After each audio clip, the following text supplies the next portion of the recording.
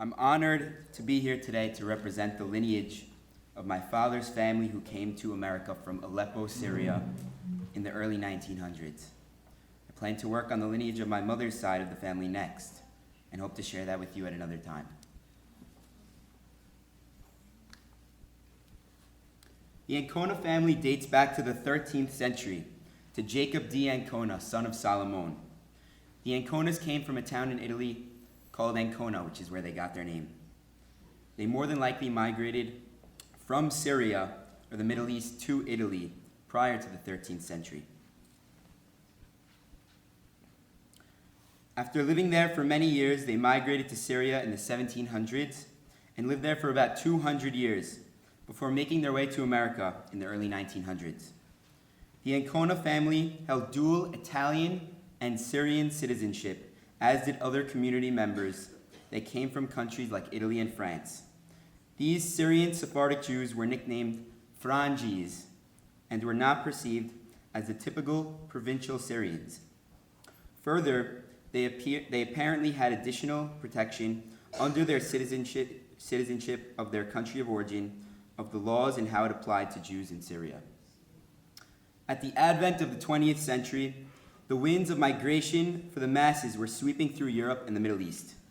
At the same time, Syria was feeling the economic strain that the opening of the Suez Canal in the late 1860s put on the region. With declining economic prospects and the Syrian government initiating a new mandatory conscription to the army for the Jews whom held dhimmi status, all of this created an incentive to make the sacrifice of migrating to a new country with a new language and a new culture. Interestingly enough, the first Syrian Jews who came to America in the very early 1900s came with the idea that they would make some money in America and go back to Syria. But that quickly changed when they realized what the opportunities were like in America. For many, this migration did not happen with whole families coming at one time. It was commonplace for the sons or the husband to first come and get settled and economically started before being able to even afford having the rest of the family come. This is my great-grandmother, Esther Ancona. Esther Ancona Shama's family held dual Italian and Syrian citizenship, and they were able to freely move about from country to country more easily than their Syrian counterparts. It was told to me by my great-uncle Danny Shama that the family went to Cyprus for a number of years during World War I, presumptuously for safety. Esther attended high school in Cyprus where she learned the French language among other subjects. From what I understand, she spoke a number of languages. Esther was also very proficient in playing the oud, an Arabic instrument similar to the lute. Here is Esther playing the oud in Cyprus.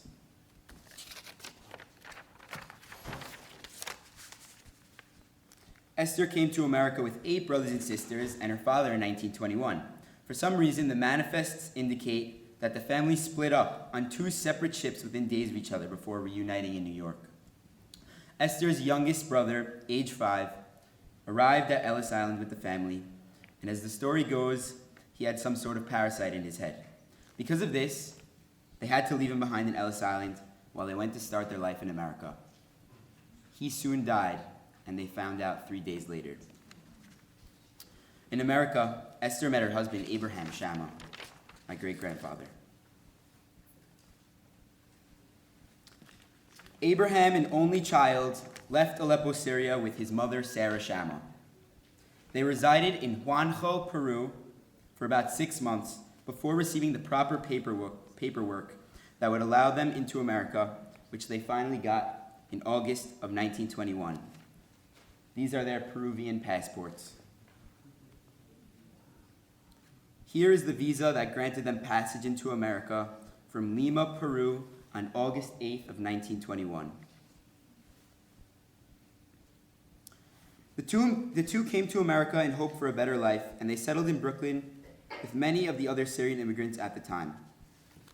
This is an image of Abraham Shama next to his mother, Sarah Shama, along with the manifests from Ellis Island and the ship that they traveled on.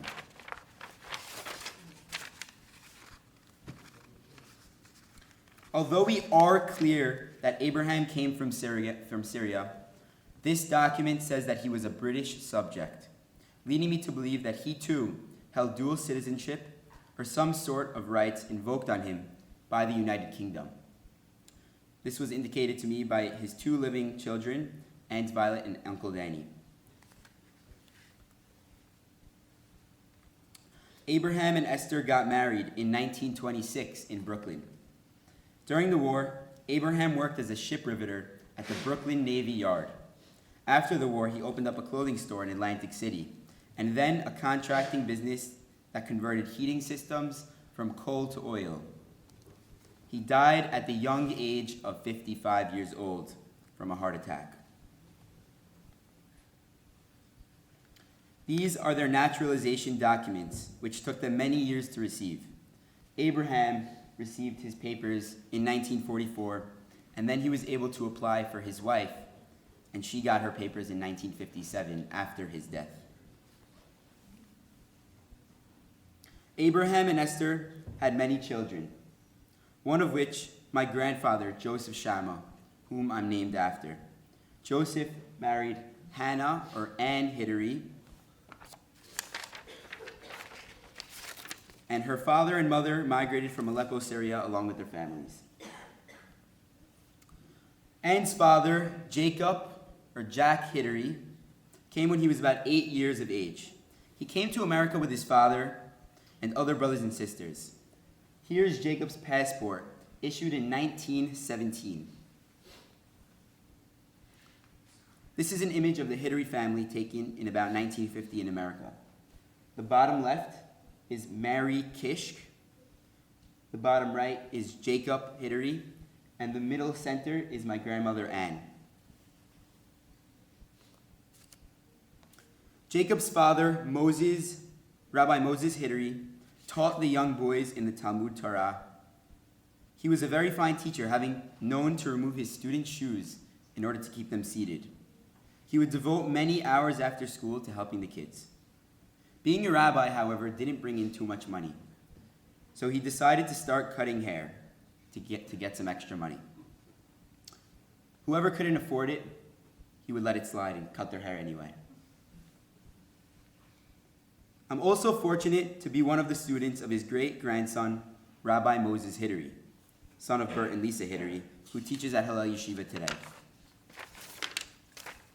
He also had another great-grandson named Rabbi Ricky Hittery, son of David and Amy Hittery, who is very well known. Once Jacob graduated the 8th grade, he came out of school to begin working because the family needed money.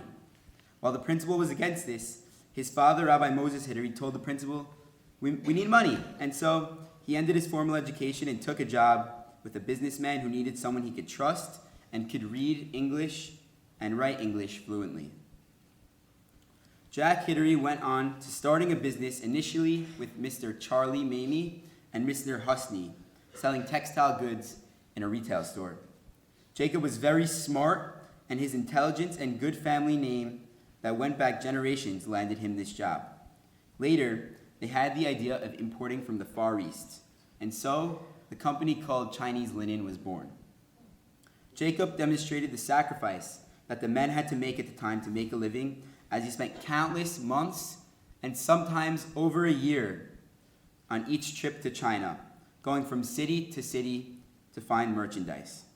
The men would even sell things on consignment to new Syrian immigrants, and this allowed many people to get started without having a lot of money. There are countless stories of Jack and his children extending credit to other community members and immigrants with no collateral and based solely on their names. Jacob's wife, Mary Kishk, came to America as a young girl at about the same time as him. However, when she arrived, she had an eye infection of some sort and was required to stay behind in Ellis Island for about 2 weeks. Being alone in Ellis Island was miserable, and she had no comfort of home. But eventually there were some people who spoke Arabic, and she was able to communicate with them from time to time. This was indicated to me by her son, David Hittery. After 2 weeks of being there, she was able to come to New York and be with the family. Today, The Shama and Ancona families and the Hillel School families extend to over 100 family members, from children to grandchildren and down to great-great-grandchildren, all of whom built productive and successful lives, giving back to their communities wherever they live. To leave off, oftentimes during Friday night dinner, when my family is sitting in the dining room around a beautiful spread of food and crystal glasses, my father will say that we are sitting at this table in this house purely because of what your ancestors did for you. By doing this research process and learning about how they lived and what they went through, I now understand what my father meant. Thank you.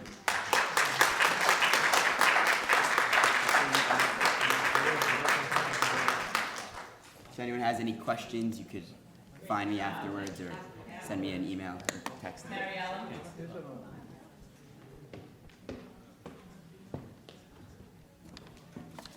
Okay. Hi, my name is Marcella Dayan, and I'm a senior at Hillel High School. I'm from the Syrian community of Deal, New Jersey, and I'm very thankful to be here and excited. Okay. I'm very excited to be here to share with you guys the story of my Syrian heritage. So, the Dayan family are direct descendants of King David and can trace their lineage from ancient times. Here is my family tree. So on the top corner is David HaMelech, and down there, up there, my family tree. Okay. From the earliest times, the rabbinical leaders of the Aram Soba community were a part of the Dayan family. And it was for that reason that our family was referred as Mishpachat Hanasi, the family of princes. The native community of Aram Soba, also known as the Mustarabim, were the first group of Jews to settle in Aleppo. My story begins in the early 20th century, when my great-grandfather's family moved to New York to earn a better living for their family and achieve the American dream. Many members of the Syrian community in those days left New York for other cities in America to make a living. My great-grandfather, Maurice Murray Dayan, did just that, along with his siblings. His oldest brother went to Seattle, where he fell in love with a non-Jew and married her. His mother, Marcella Dayan, was devastated. She then decided to take matters into her own hands by calling all her sons back to New York and arranging marriages for each one of them. She wanted to keep her family together by upholding the traditions of her heritage and her Jewish background. Keeping her family together as part of a Jewish community was her top priority. My great-grandfather, being a good Jewish boy, listened to his mother and returned to New York from Indianapolis after hearing the news. He met his young bride, my great-grandmother, Fortune Dayan, at the dock right after she arrived from Aleppo.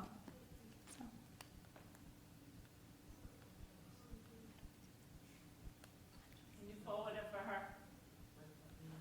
Thank you. Okay, there's my great-grandmother, Fortune Dayan. That's her American naturalization papers. And there's my great-grandfather, Maurice Dayan. Also his naturalization paper. Okay. The Syrian government would not issue her a passport, so her father paid off the Iranian consulate in Syria to get her an Iranian passport. Okay. Since my great-grandfather grew up in the United States, his main language was English, but his new wife spoke only Arabic and French. At first, it was very difficult for them to communicate with each other. But as time went on, they fell in love and raised 4 children together. Their eldest child, my grandfather, Dennis Dayan, whose real name was Selim, followed in his parents' footsteps of valuing the community by becoming the commissioner of Deal, New Jersey, the town that I live in today and go to school.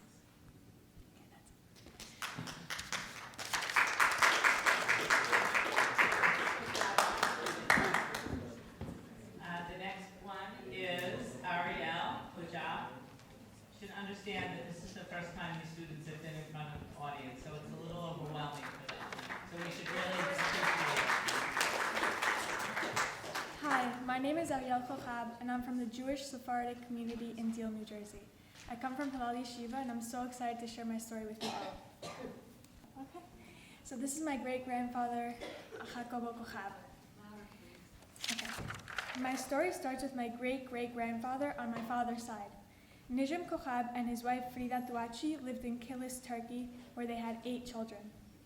The family moved to Aleppo, Syria due to the rising anti-Semitism in Turkey during the start of World War I. My great-grandfather, Jacobo Kochab, that's him, was a character.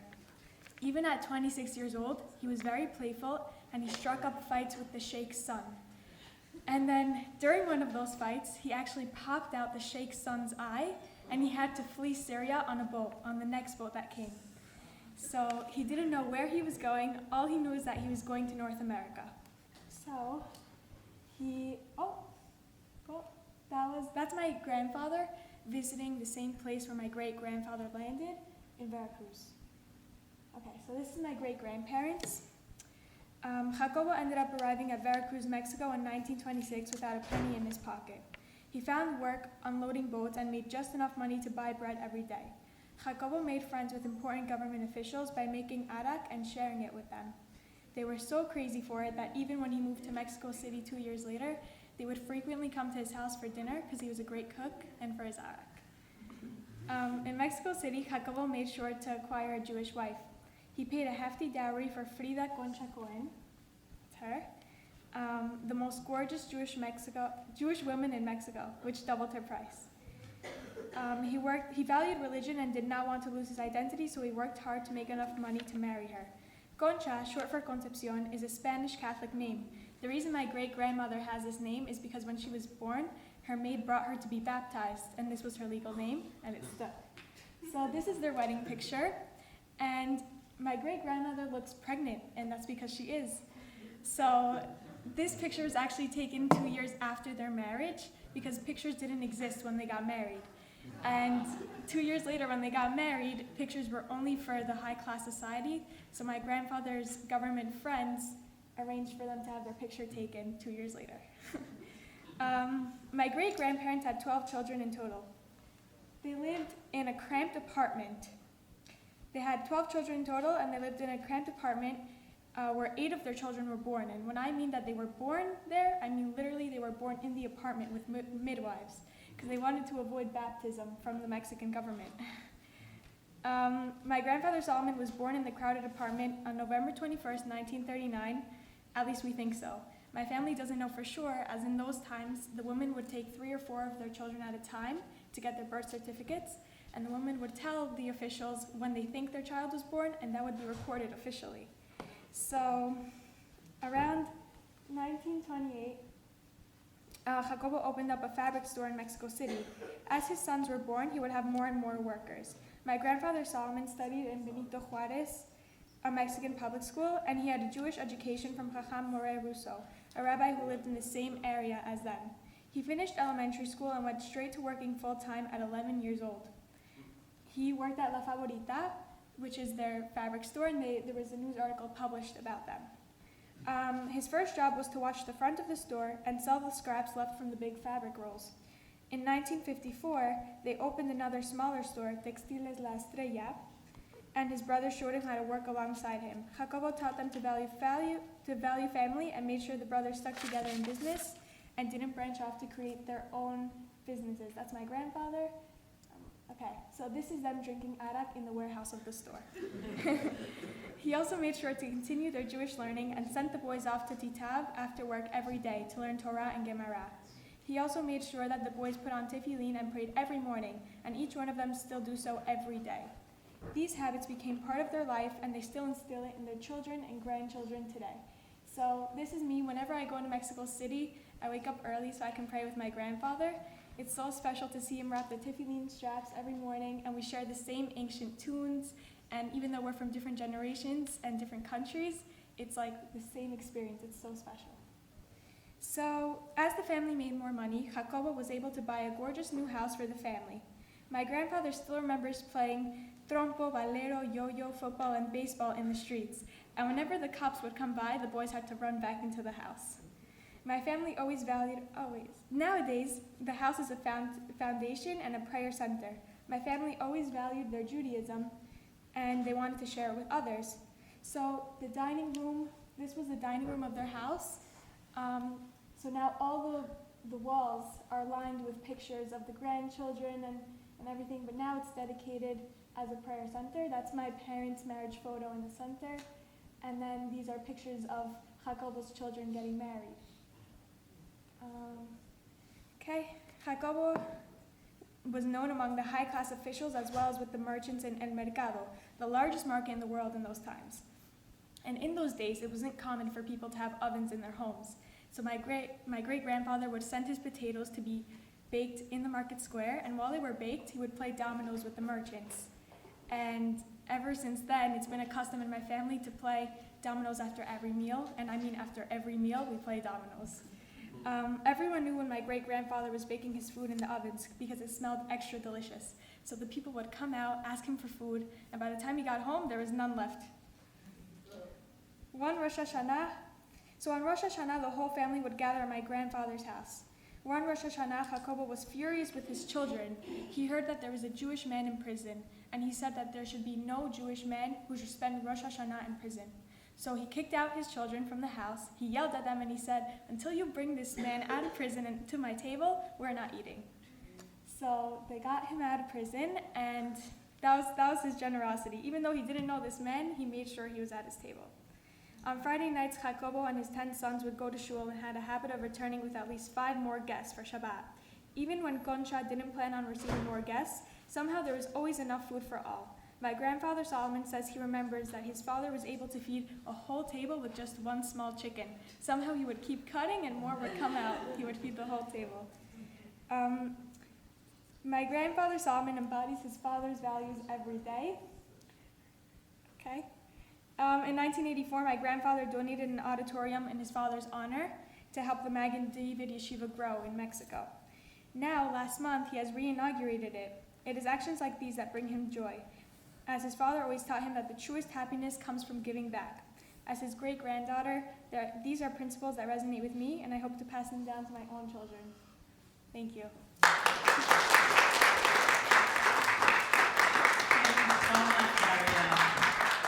Next up is Joseph Asa. I'm so honored to be here. Thank you so much, everyone. I'm here to tell you the story of my family, tracing you through our history, from my great-grandfather to myself. Okay. My great-grandfather, Chacham Yitzchak Asa, was a very important man in the Damascus community. So just for you guys to get the idea of who he was, I want you to picture this. The conflict between Israel and the surrounding Arab nations is growing. Israel geniusly planted a spy, Eli Cohen, in the Syrian government. Eli eventually helped Israel win the Six-Day War, but he was eventually caught. He was tortured for information by the Syrians, and when they decided the time was right to hang him, they brought in 2 rabbis to say the Shema and to give over his final words. One of those rabbis was Chacham Nisim in Debo, and the other one was my great-grandfather. Eli Cohen wrote a letter to his wife, that one, and trusted my great-grandfather to deliver these words. That is who he was. Born in 1896, my great-grandfather was considered a child prodigy. In his youth, he excelled in his Judaic studies, and the community was particularly impressed when he gave over his analytical, in-depth bar mitzvah lecture. In the 1930s, there was a shortage of mohalim and shochatim, who were circumcision experts and slaughtering experts. The community leaders chose my great-grandfather to receive training in these areas. He was sent by the community to Tiberias, one of the holy cities in Israel, to receive training under the guidance of Rabbi Meir Vatnin for over a year. He was so dedicated that when he heard he had twins back in Syria, he stayed in Israel. After about a year, he received his certification. Upon returning, he became integrated back into the Damascus community with the assistance of Chacham Nisim in Debo and Rabbi Yosef Dana. Upon returning, to Damascus, he worked with Rabbi Ezra Tar of Masselton, the head of Shkita in Damascus, as a shochet. Along with being an expert in Shkita and Brit Milah, he was a tremendous scholar and religious leader. Noted as one of his greatest qualities was his humility. Whenever anyone referred to him as Chacham or Rabbi, he would always answer, "I'm not a rabbi, I'm not a Chacham, I'm just a regular man like everyone else." The need for a rabbi and a mohel grew when in 1949, Rabbi Dana moved to Israel. To help meet the demand, he taught 4 young scholars the art of the Brit Milah, one of them being my grandfather and namesake, Rabbi Yosef Asa. My grandfather served the community just like his father did. He was a mohel and a shochet. Once a week, every Sunday, he would go to Lebanon to provide the community there with kosher meat and Brit Milah. My grandfather had the opportunity to leave Syria with my great-grandfather, but he didn't. He felt a responsibility to his community in Syria, and he felt that if he made Aliyah with him, he would be abandoning them. So he stayed. He was a rabbi figure without the official title, and he performed Brit Milahs and Shkita for the community. My grandfather's choices impacted his family. My dad, Sali Asa, was born in December 1973, the second of 5 children. He had a normal life for a Jew in Syria. He went to the Jewish school, which was, of course, just a Christian school with Jewish students. He played soccer and just did normal kid things. That was until he was 14 years old. When he was 14, his family, they realized that life in Syria wasn't so great, and they had to come to America. So they had been trying to get exit visas for a few months, and then one day they received a letter permitting my grandmother, my dad's mother, and 2 of my dad's sisters to leave. Once this letter came in, they had a decision to make. They didn't know if the other member, if he would ever see, if they left, if he would ever see his mother again. Leaving America, leaving Syria, could mean never ever seeing his sisters or his family again. My dad told me that he remembered crying in the airport, thinking he was never going to see his mother again. From age 14 to 18, my grandfather had to single-handedly raise my dad, my Uncle Isaac, and my Aunt Lisette. 3 years after the family was split, they got another notice after reapplying for visas that my Uncle Isaac and Aunt Lisette could leave. Now, my dad is 17 years old, and he said he had a really hard time focusing in life and keeping a positive attitude. He felt like he would never get out. It was just him and his dad. Everyone kept leaving, and he just had to stay. And he hasn't seen his mother in 3 years. A few months after his 2 siblings left, my grandfather and my dad finally received permission to leave in 1991 and reunite with the family in Brooklyn. After being a whole family for the first time in 4 years, life in America was hard. My dad, uncle, and grandfather all went to work to provide for the family. Not knowing a word of English, business was tough. To make a long story short, after many years of hard work and hustling, with no money backing him and no English, just 13 years after coming to America, he began construction on the first Casa Hotel, a 50-story skyscraper.